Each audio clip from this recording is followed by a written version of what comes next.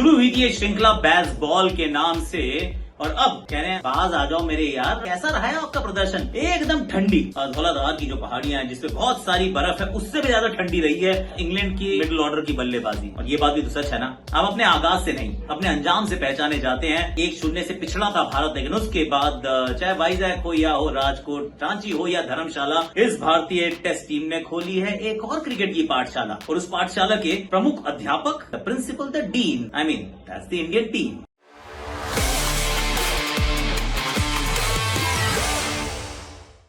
Mission domination, इसमें आपका हाथ जोड़ के स्वागत है। जिस तरीके से मैच घटा है इसकी बात करने योग्य है। क्यों? क्योंकि कुछ तो बेहतर खेलो यार। और जब आप इस पिच को देखते हैं, actually let's talk about the Dharamshala pitch first, उसके बाद थोड़ा सा और परतें खोलेंगे और मैं बताऊं ये परतें कैसी हैं।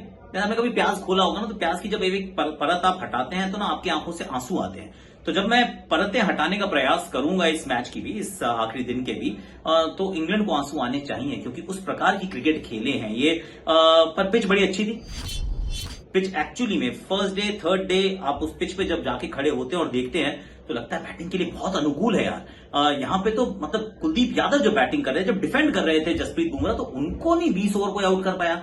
120 से ज्यादा गेंदें खेल दी उन दोनों ने मिलकर। अब ऐसे में जब आप बैटिंग अच्छे से नहीं करते हो तो फिर थोड़ी सोल सर्चिंग करनी होती है, थोड़ा चिंतन मनन करना होता है, थोड़ा सा मैन इन द मिरर, थोड़ा आईने में देखिए, आईना झूठ नहीं बोलता है। शुरुआत चलिए तीसरा दिन जो हो गया आखिरी दिन इस श्रृंखला का, उसमें शुरुआत अच्छी की थी।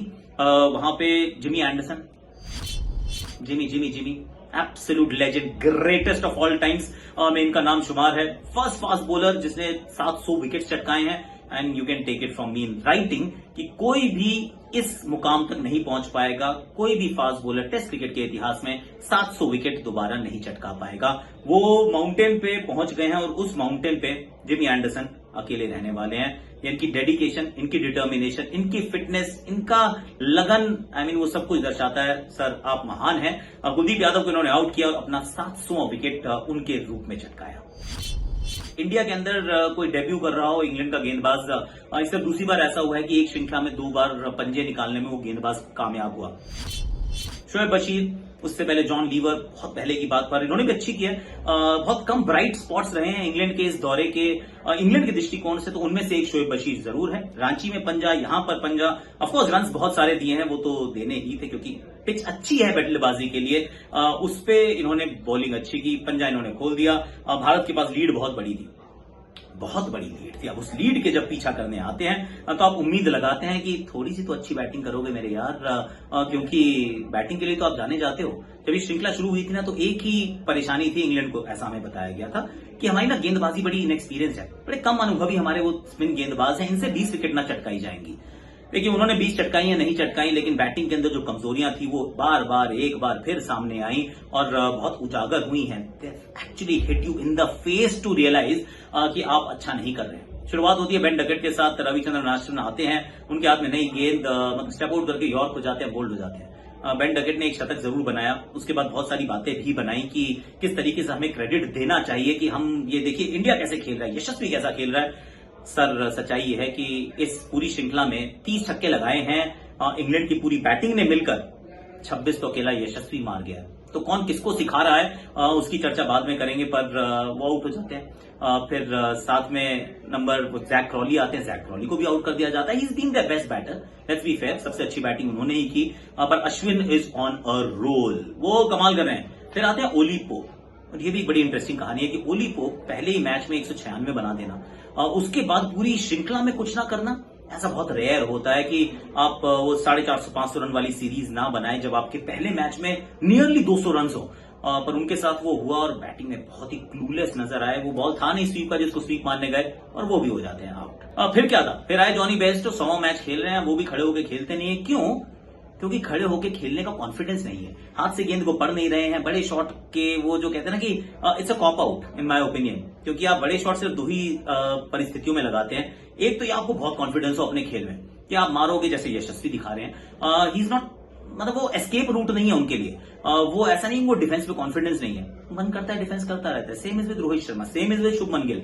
लेकिन जॉनी बेयरस्टो के लिए आप ये बात नहीं कहेंगे, क्योंकि जॉनी बेयरस्टो को आपने जब भी खेलते देखा आपको ये लगा कि यार ये ना जान बचा के भागना चाहता है, ये जेल तोड़ के निकलना चाहता है। उनको पकड़ लिया कुलदीप ने, और पहली बार नहीं पकड़ा है, इससे पहले भी ऐसे ही बहुत बार पकड़ा है। पीछे घुस जाते हैं, आगे गेंद होती है, टर्न होती है, पैड पे लगती है। Thank you very much Ben Stokes साहब। आई मीन ये अलग कहानी है। इंग्लैंड की मीडिया बता रही है कि इयन बोथम के बराबर के ये ऑलराउंडर हैं और ये गजब है, मतलब अद्भुत है, ये अनबिलीवेबल है। मैं कह रहा हूं कि सर सच्चाई ये है कि बल्लेबाज के रूप में बहुत डिसअपॉइंटिंग रहे हैं, बहुत ही डिसअपॉइंटिंग रही है इनकी ये पूरी श्रृंखला। पहले मैच में 70 रन बनाने के बाद इनके और टॉम हार्डली के रन ऑलमोस्ट बराबर है। Think about it. नंबर 6 पे आप बैटिंग करते हैं जबकि आप बॉलिंग नहीं कर रहे हैं। आप कभी अपने बैटिंग ऑर्डर में कोई बदलाव नहीं करते हैं। जस्ट थिंक अबाउट इट कि एक टीम जो है वो बैटिंग रोज फेल होती है, हर बार एक सपाट पिच पर आप आउट हो जाते हैं, पर आप ना तो बैटर्स बदलते हैं ना ही उनका बैटिंग ऑर्डर बदलते हैं। This is the reality of English cricket. बहुत साधारण बल्लेबाजी की है, गेंदबाजी की बात तो बाद में कीजिएगा। 20 विकेट चटकाना यस आपको चाहिए अगर आपको टेस्ट मैच जिताना है, लेकिन रन्स तो बनाने होंगे। 218 पहली पारी में बनाते हैं, दूसरी पारी में भी बड़ी जल्दी निपट जाते हैं। आप एक इनिंग्स और 64 रन से मैच हार जाते हैं, तो problem is not with the bowling. Bowling तो यहां मतलब होनी ही थी इस प्रकार की, क्योंकि पिच अच्छी है, पर अगर आप बैटिंग नहीं कर पाए, एक बार नहीं आप बार बार ना कर पाए, तो फिर चिंतन मनन करना जरूरी है। थोड़ा सा आईना किसी को तो इनको दिखाना जरूरी है। रविचंद्रन अश्विन लेके जाते हैं, उसके बाद पंजाब खोलते हैं। Becomes only the first bowler जो दोनों इनिंग्स में, जिसने 100वें टेस्ट मैच की दोनों इनिंग्स में जिसने 4 या 4 से ज्यादा विकेट चटकाई। His numbers figures 9 for 120 something, वो बेस्ट है आज तक किसी के भी 100वें टेस्ट मैच के प्रदर्शन के दृष्टिकोण से देखें। पंजाब खोलता है भाई यार, इस श्रृंखला का हाईएस्ट विकेट टेकर बन जाता है। He is been very good, मतलब well done Ravichandran Ashwin. Player of the match performance जो उनकी तरफ से आती है। कुलदीप भी पीछे तो रहते नहीं है, 2 विकेट वो भी चटका देते हैं। और जसप्रीत बुमराह की वो जो यॉर्कर थी, वो मुझे लगा इतनी अच्छी गेंद है, वो वेस्ट हो गई मार्कवुड पे। वो किसी और बॉलर बैटर पे भी मार दे तो उसके भी डंडे पे या पैड पे जाके बॉल लगती।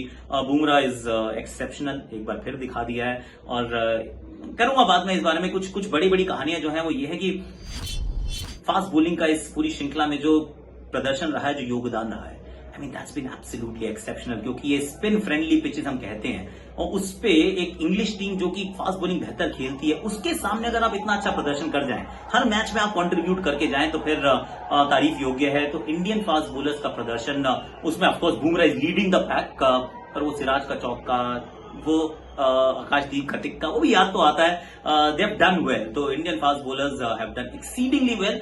और बुमराह के खाते में विकेट्स, इंडिया इस मुकाबले को जीत जाता है।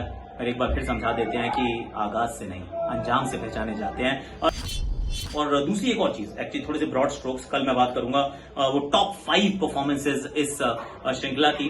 5 डेब्यूटेंट्स, बहुत ही इनएक्सपीरियंस बैटिंग लाइनअप। उसमें क्या करते हो आप, देखना शुरू करते हो कि यार I want to look at the seniors. Rohit Sharma run बनाएंगे, 2 शतक बनाते हैं। यशस्वी जायसवाल, वो युवा बच्चा आता है, 700 से ऊपर रन बनाता है। शुभमन गिल, वो 2 शतक बनाते हैं। सरफराज खान के डेब्यू की आप बात कीजिए तो केप्ट गोइंग इन कॉन्फिडेंस, जैसे जैसे आगे चलते गए कॉन्फिडेंस उनका बढ़ता गया। मेरे विचार में तो जो भारतीय बल्लेबाजी लग रही थी कमजोर, क्योंकि एक्सपीरियंस नहीं था, उसके बावजूद यहां तक पहुंचना, फास्ट बॉलर्स का एकदम अद्भुत प्रदर्शन करना, these were the 2 major highlights in my opinion.